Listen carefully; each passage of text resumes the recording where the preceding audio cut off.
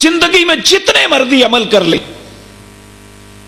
اگر وہ اللہ اور اس کے رسول کے طریقے کے مطابق نہیں ہے تو سورۃ محمد میں اللہ فرماتے ہیں یا ایھا الذین آمنوا اطیعوا اللہ واطیعوا الرسول ولا تبطلوا اعمالکم، اہل ایمان اگر نیکی سمجھ کے کوئی عمل کرنا ہے تو یا اللہ کی اطاعت میں یا اس کے رسول کے طریقے میں، مگر نہ اعمال برباد ہو جائیں گے۔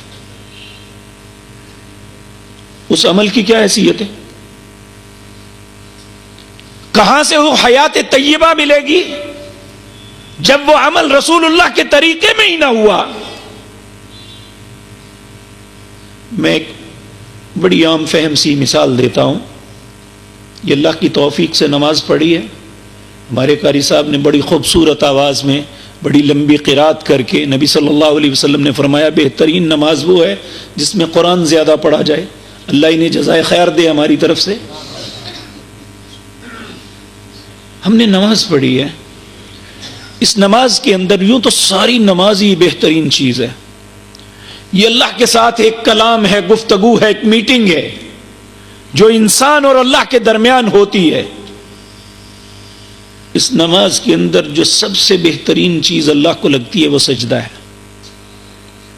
انسان سب سے زیادہ قریب اس وقت ہوتا ہے جب وہ پیشانی اپنے قدموں کے برابر رکھ کے اپنے اللہ کی عظمت کا اظہار کرتا ہے۔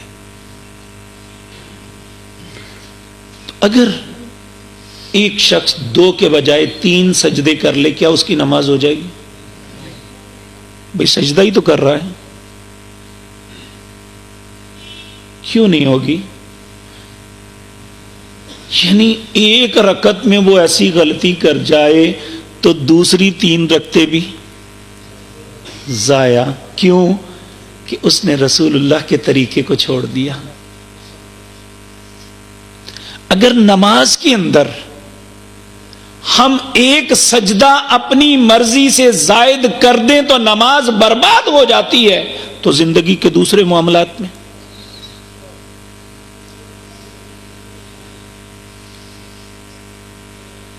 وہاں ہم کیوں کہتے ہیں جی کام اچھا تو کیا ہے، تو یہ سجدہ کون سا برا کام تھا؟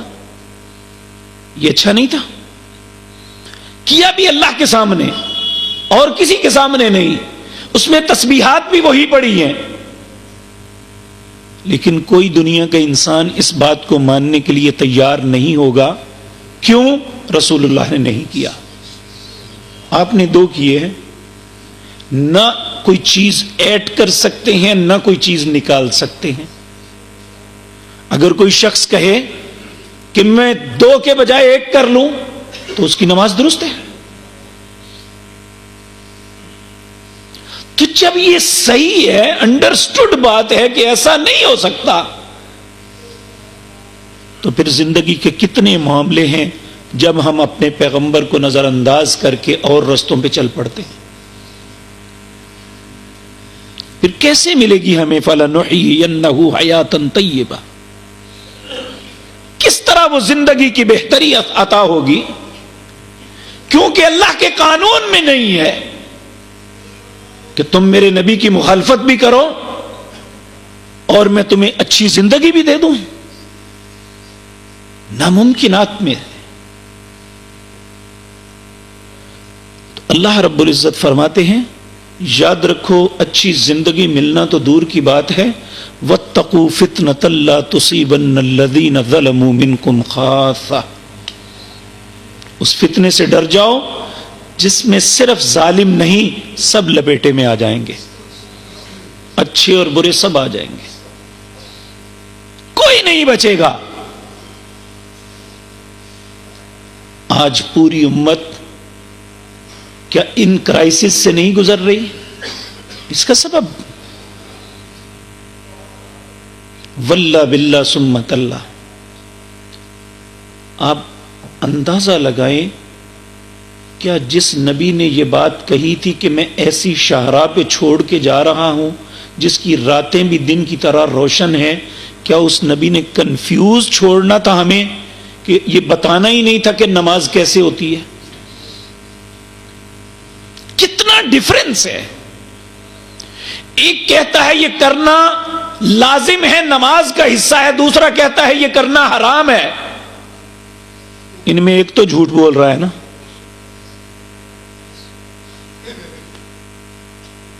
یا وہ جھوٹ بول رہا ہے جو کہتا ہے کرو، یا وہ جھوٹ بول رہا ہے جو کہتا ہے یہ کرنا حرام ہے. ایسا کبھی نہیں ہو سکتا کہ نبی کریم صلی اللہ علیہ وسلم نے ہمیں کنفیوز چھوڑا ہو، کر لو تب بھی ٹھیک ہے، نہ کر لو تب بھی ٹھیک ہے. ایسا کبھی نہیں ہو سکتا.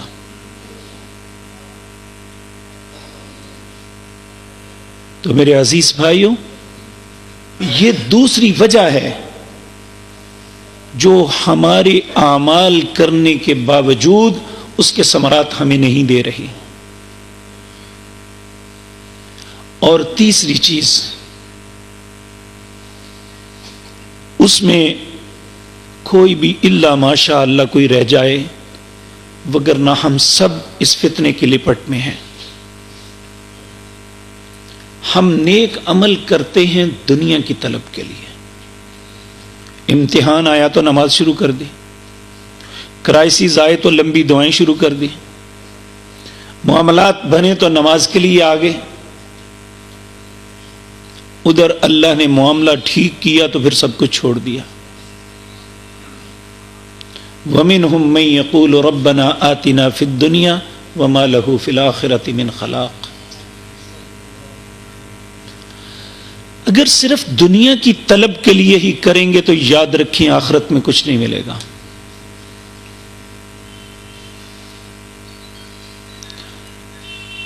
اور یہ بھی یاد رکھیں، اگر آخرت کی طلب کے لیے کریں گے تو دنیا مل جائے گی. دنیا کی طلب کے لیے سب کچھ کریں گے تو آخرت نہیں ملے گی. آخرت کی طلب کے لیے کریں گے تو دنیا ملے گی. یہ اللہ کا اصول ہے.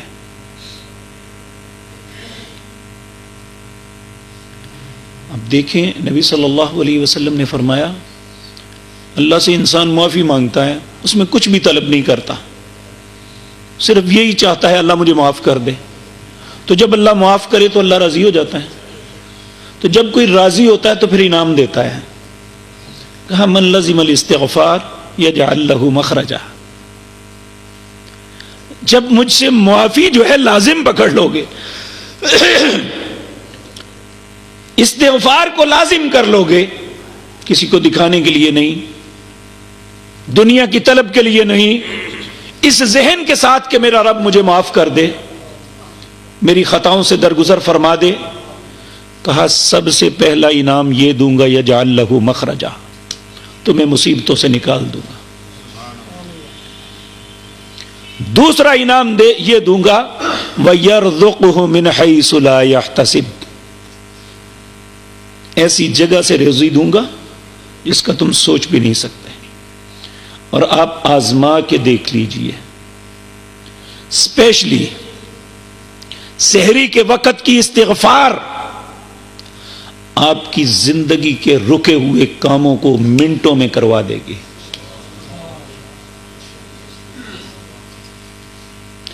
لیکن بات یہ ہے کہ ہماری استغفار کا مطلب صرف تسبیح کے اوپر 100 200 500 دفعہ ورد نہیں ہے. دل کی گہرائیوں پہ شرمندہ ہو کے اللہ سے معافی کا نام ہے استغفار.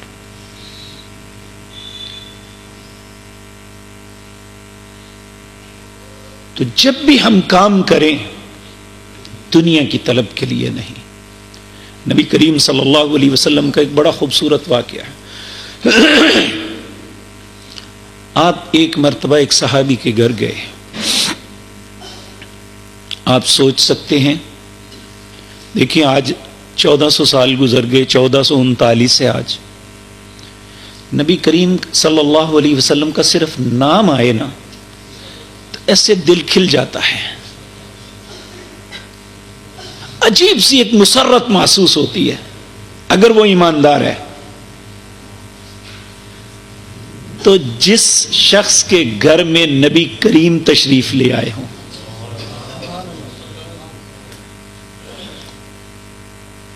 وہ تو کیسا پھولا سماتا ہوگا.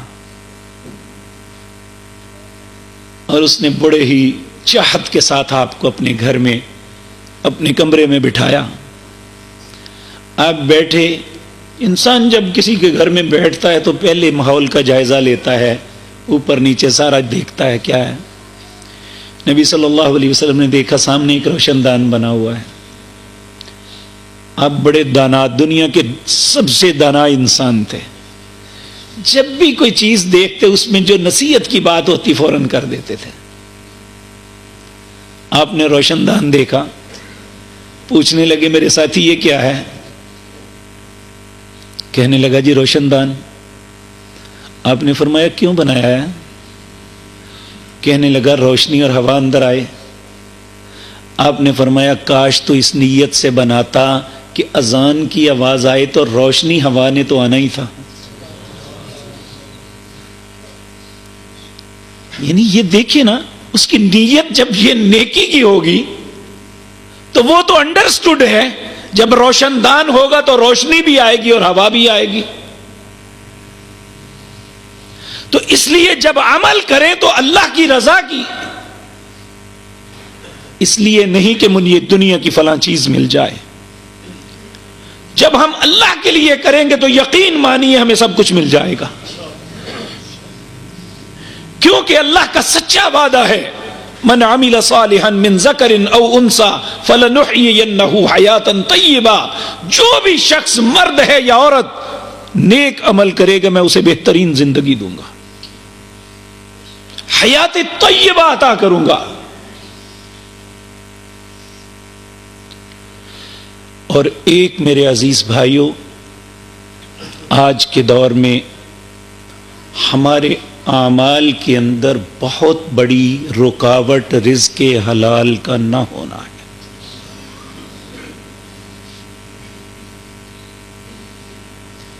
ہمیں آج کوئی غرض نہیں رہ گئی کہ جو ہم کما رہے ہیں یہ جائز طریقہ ہے یا ناجائز ہے. ہم ہر کام کے لیے یہی ایک سوال, یہی ایک جواب ہے ہمارے پاس, سب کرتے ہیں جی. اس کے بغیر ممکن نہیں ہے.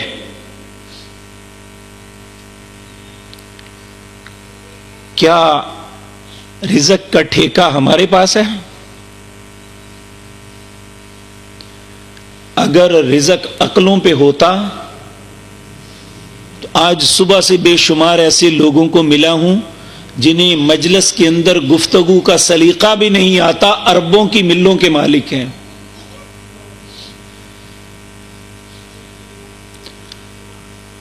اور چارٹرڈ اکاؤنٹنٹ, اکنامکس میں ڈاکٹریٹ کیے ہوئے ان کے منشی بیٹھے ہوئے ہیں.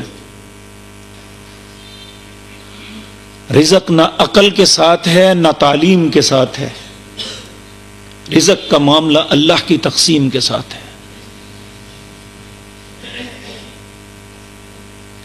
اور اللہ رب العزت کہتے ہیں ان اللہ هو الرزاق. یہ بات جان لو کہ رزاق اللہ ہے, رزق دینے والا اللہ ہے. ذو القوت المتین, اور اس کی کمانڈ اینڈ کنٹرول بھی اس کے ہاتھ میں ہے. ان اللہ یبسط الرزق لمن یشاء ویقدر. جس کو چاہتا ہے کم کر دیتا ہے, جس کو چاہتا ہے زیادہ کر دیتا ہے. کتنے لوگ ہیں جو جن لوگوں کے پاس ملازم تھے آج وہ ملوں کے مالک ہیں, جو ملوں کے مالک تھے وہ در در کی ٹھوکریں کھا رہے ہیں. تلک الایام نداولها بین الناس.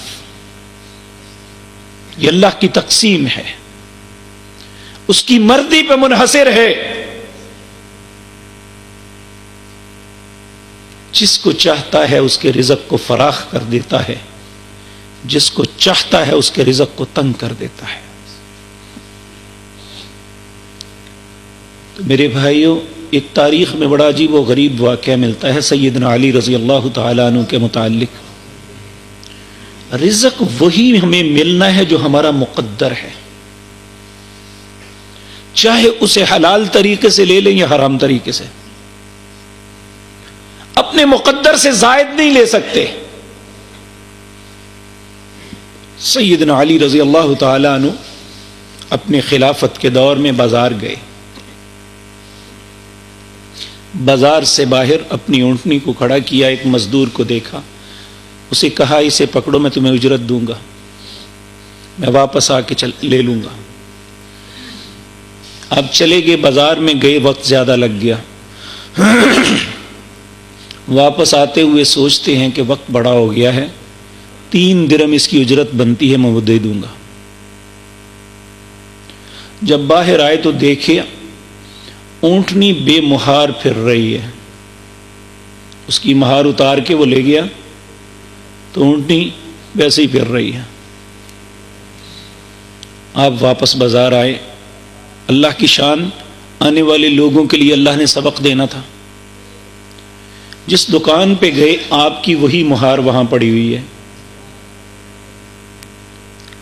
آپ نے پوچھا یہ کہاں سے آئی؟ وہ کہنے لگا امیر المومنین ابھی ایک بندہ بیچ کے گیا ہے مجھے. بھئی کتنے کی بیچی تھی؟ کہنے لگے 3 درہم کی. آپ نے فرمایا اللہ اکبر, اگر چند لمحے صبر کر لیتا تو یہی 3 درہم اس کے لیے حلال ہوتے. ملے اسے 3 درہم ہی, یہ اس کے لیے حلال ہوتے, لیکن اس نے اپنا آپ حرام کر لیا. اور حقیقت بات یہ ہے کہ آج ہماری کیفیتیں ایسی ہی بنی ہوئی ہیں کہ ہم صبر نہیں کرتے کہ جو ہمارا مقدر ہے ہمیں اللہ دے دے گا. ہم اس کے لیے ایسے ایسے وسائل تلاش کرتے ہیں جو اللہ نے ہمارے لیے حلال کیے ہی نہیں ہیں. حالانکہ ہمارے پیغمبر صلی اللہ علیہ وسلم آپ فجر کی نماز کے بعد سب سے پہلے 3 چیزوں کا اللہ سے سوال کیا کرتے تھے, کیونکہ دن کا آغاز ہے. پہلا سوال اللہم انی اسألک علما نافعا, اے میرے اللہ میں تجھ سے ایسے علم کا سوال کرتا ہوں جو نفع دینے والا ہو. وَرِزْقًا طَيِّبًا, ایسے رزق کا سوال کرتا ہوں جو پاک ہو. وَعَمَلًا مُتَقَبَّلًا, ایسے عمل کا سوال کرتا ہوں جو تیری بارگاہ میں قبول ہو جائے.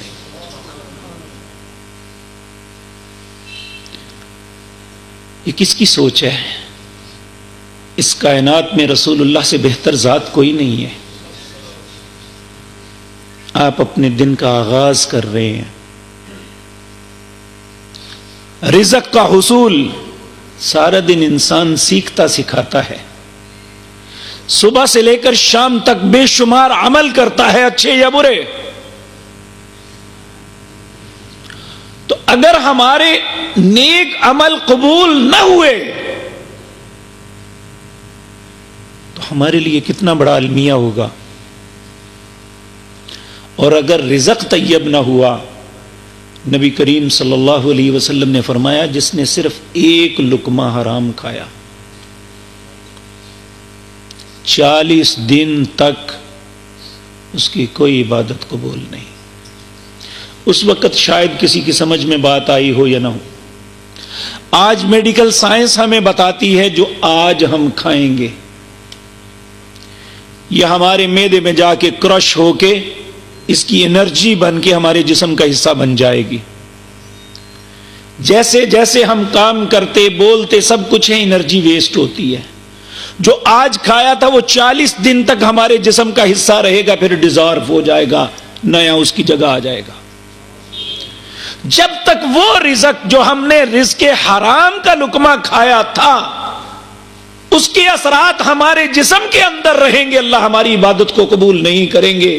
پھر حیات طیبہ کہاں سے ملے گی؟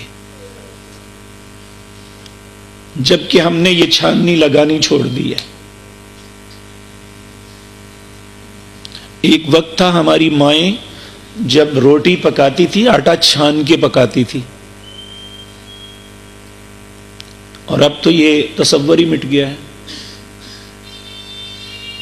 ٹکر بھی کھواندے نے پہ اسی کھائی جانے ہیں.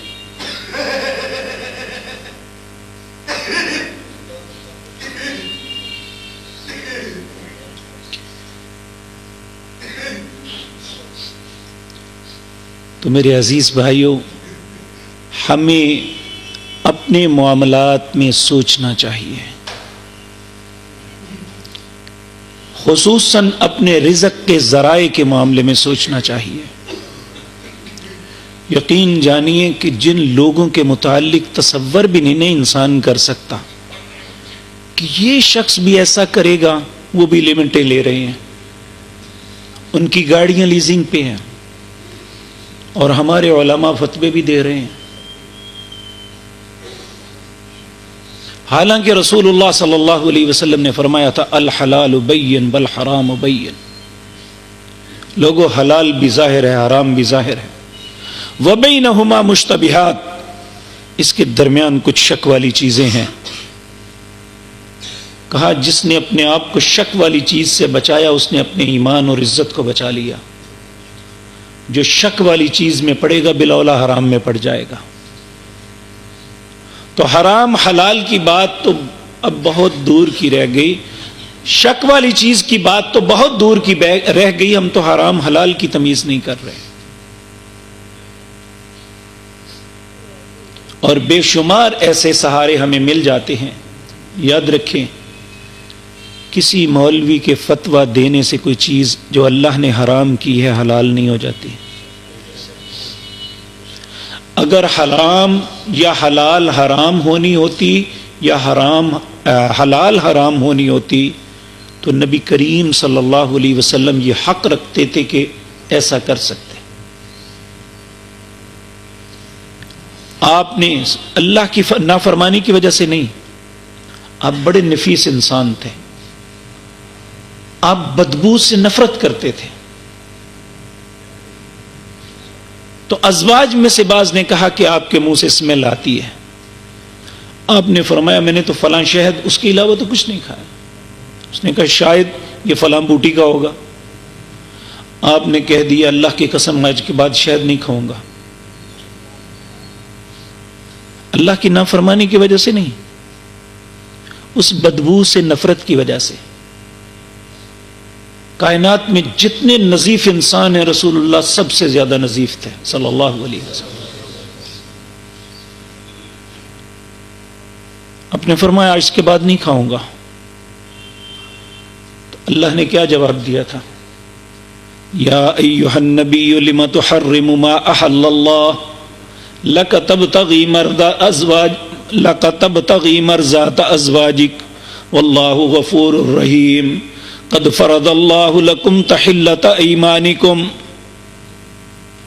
اے نبی، جس چیز کو اللہ نے حلال کیا ہے آپ کیسے حرام کر سکتے ہیں؟ صرف بیویوں کو خوش کرنے کے لیے آپ نے اتنی بڑی قسم اٹھا لی۔ اللہ آپ کو حکم دیتے ہیں کہ اپنی قسم کا کفارہ ادا کرو، جو چیز اللہ نے حلال کی ہے وہ حرام نہیں ہو سکتی۔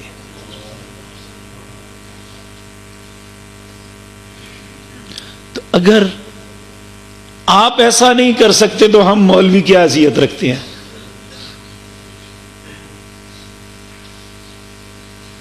اس لیے اس بات پہ نہ جائیں کہ فلاں نے فتویٰ دے دیا ہے۔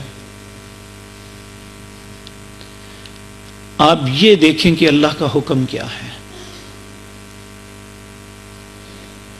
تو میرے عزیز بھائیو، آخری عرض یہ ہے،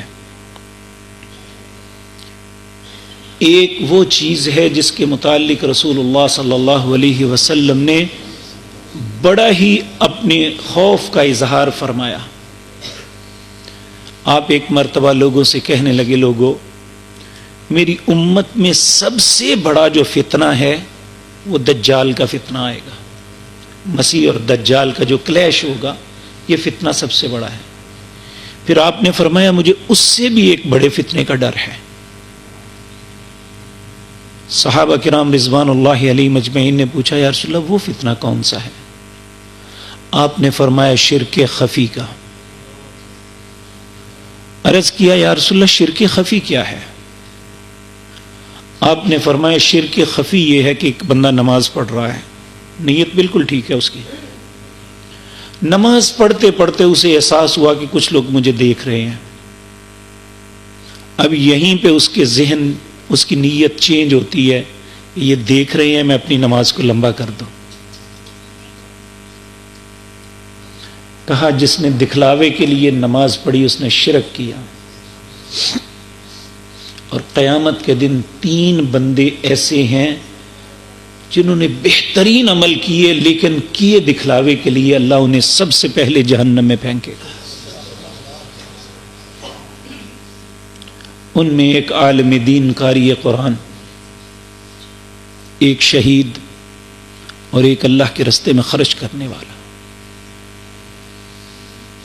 اللہ ان سے پوچھیں گے، اس قاری قرآن اس عالم دین سے پوچھیں گے میں نے علم دیا، میں نے قرآن دیا، کیا کیا؟ وہ کہے گا اللہ دن رات تیرے لیے پڑھتا رہا. اللہ کہیں گے کذبتا، جھوٹ بولتا ہے.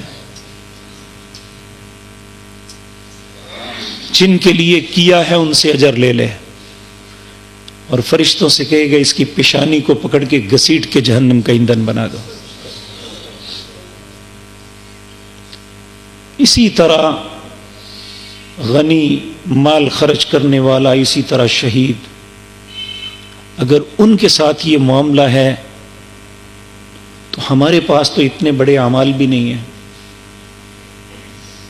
نہ شہادت کا رتبہ ہے، نہ بہت زیادہ کوئی مال خرچ کیا ہوا ہے. اور یاد رکھیں علماء کرام کو، قرائے کرام کو یہ سب کچھ اللہ کی رضا کے لیے کرنا چاہیے. اگر اس لیے کیا کہ لوگ راضی ہو جائیں، یقین جانیے ہم جیسے بدنصیب کوئی نہیں ہوگا. یہ ایک ایسا عمل ہے جو انسان کے اعمال کو برباد کر دیتا ہے.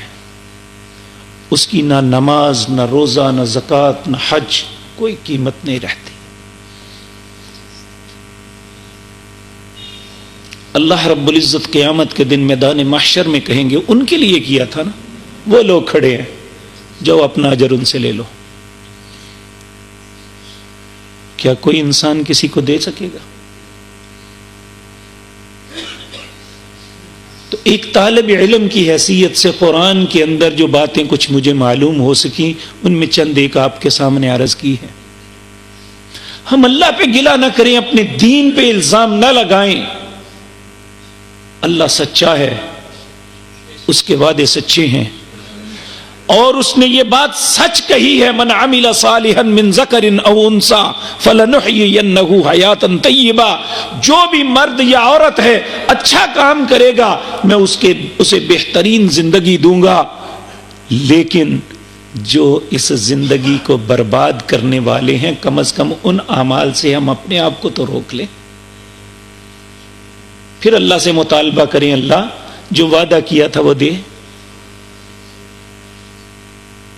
انک لا تخلف المیعاد. لوگوں اللہ اپنے وعدے کے خلاف نہیں کرتا، لیکن جب ہم ہی ایسی چیز دیں، دیکھیں آپ کے سامنے کوئی دودھ کے اندر گندا پانی ڈال دے اور آپ کو کہے لے لو اور مجھے اس کی قیمت دو، دیں گے آپ کی آنکھوں کے سامنے ہوا ہے. اور یاد رکھیں اللہ کے حضور تو ہماری زندگی کا ایک لمحہ بھی نہیں چھپا ہوا. ہم غلط فہمی میں اس لیے مبتلا ہوتے ہیں کہ ہمارے بے شمار عیبوں کا لوگوں کو نہیں پتا. لوگ اچھا سمجھ رہے ہیں، کہا یستخفون من الناس، تم ایک دوسرے سے تو چھپ سکتے ہو، ولا یستخفون من اللہ. یاد رکھو اللہ سے کوئی نہیں چھپ سکتا. وَهُوَ مَعَهُمْ إِذْ يُبَيِّتُونَ مَا لَا يَرْضَى مِنَ الْقَوْلِ. رات کی تاریکیوں میں بیٹھ کے جو کچھ پلاننگز کرتے ہو، جو کچھ تم پروگرام بناتے ہو، جو کچھ کرتے ہو، اللہ اس وقت تمہارے پاس ہوتا ہے. یہ نہیں، اس کا علم تمہارے پاس ہے. وَيَعْلَمُ مَا تَفْعَلُونَ. جو بھی کرتے ہو تمہارا رب جانتا ہے. ہماری زندگی کی ایک بھی کرتوت ایسی نہیں جو اللہ سے چھپی ہوئی ہو. ممکن ہے ہمیں اپنے عیبوں کا اتنا نہ پتا ہو جتنا اللہ کو پتا ہے. ہم اپنی زندگی کی بے شمار غلطیاں بھول چکے ہیں. لیکن اللہ نہیں بھولا ہوا. اسی لیے تو رسول اللہ صلی اللہ علیہ وسلم دعا مانگا کرتے تھے, اللہم اغفر لنا ما قدمنا وما اخرنا وما اسررنا وما اعلنا وما انت اعلم به منا. اے اللہ میرے اگلے پچھلے سارے گناہ معاف کر دے. اے اللہ ظاہری اور پوشیدہ سارے معاف کر دے. اے اللہ میں ہاتھ کھڑے کر کے کہتا ہوں مجھے اپنے گناہوں کا پتہ نہیں, تو جانتا ہے. وما انت اعلم به منا.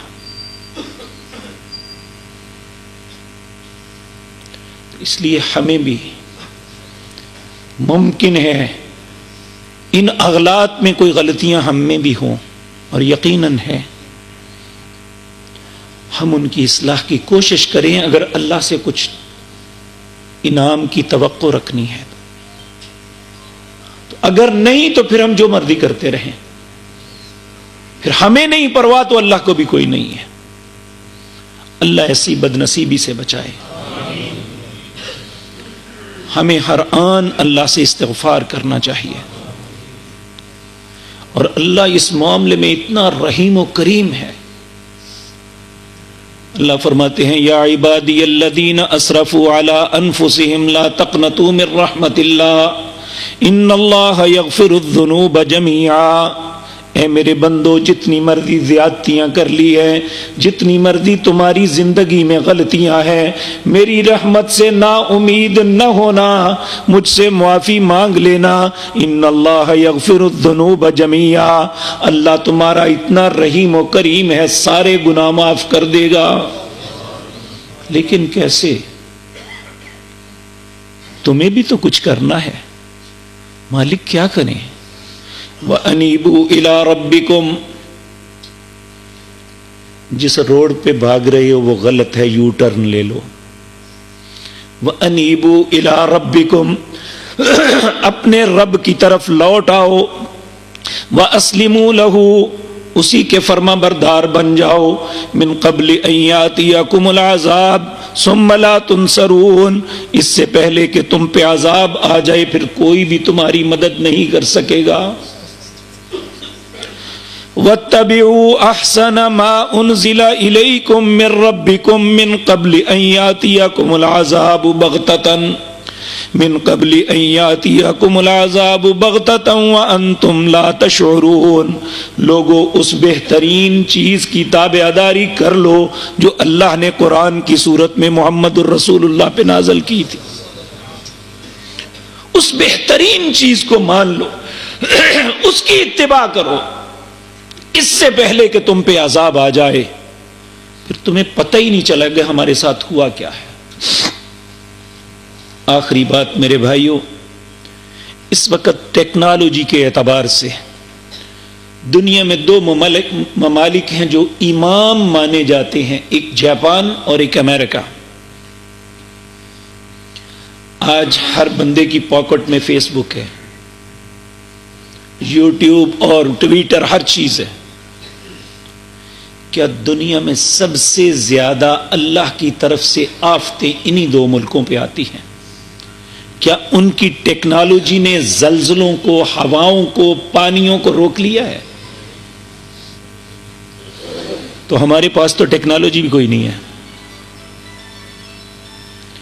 حالانکہ جاپان نے ایسا سریا, آئرن ایسے بنائے ہیں وہ اتنی بھی ان کی عمارتیں ڈول جائیں وہ نہیں گرتی, لیکن جب اللہ کا حکم آ جائے پھر نہیں ٹھہرتی. لا عاصم اليوم من امر اللہ. نوح علیہ السلام نے ہزاروں سال پہلے کہہ دیا تھا اپنے بیٹے کو, جب اس نے کہا تھا ساوی الی جبل یعصمنی من الماء, میں وہاں چڑھ جاؤں گا, تو اللہ نے کہا جہاں مرضی جاؤ, لا عاصم اليوم من امر اللہ. نوح علیہ السلام نے کہا آج بچے گا وہ جسے اللہ بچائے گا. آپ دیکھیں یہ سمندر, یہ بعض خطوں سے 20 سے 30 فٹ تک, 20 سے 30 میٹر تک گہرا ہوتا ہے, لیکن جب اللہ اس کے پانی کو حکم دیتے ہیں وہ 50-50 فٹ اوپر دیوار بنا کے پورے شہروں کو تباہ کر کے دوسری طرف نکل جاتا ہے. من قبل ان یاتیکم العذاب بغتۃ وانتم لا تشعرون، تمہیں پتہ بھی نہیں چلے گا کیا ہو گیا۔ اس لیے کیا کرو، واتبعوا احسن ما انزل الیکم من ربکم، جو تمہارے رب نے محمد الرسول اللہ پہ پاکیزہ کتاب اتاری ہے جس کا نام قرآن ہے، اس کی اتباع کر لو، اللہ میرے اور آپ کے نصیب میں کر دے۔ اقول قولی ھذا واستغفر اللہ لی ولکم۔ بھائی کہتے ہیں بیماروں کے لیے دعا کریں، اللہ رب العزت سب بیماروں کو رحم فرمائے۔ الحمدللہ حمدا کثیرا طیبا مبارک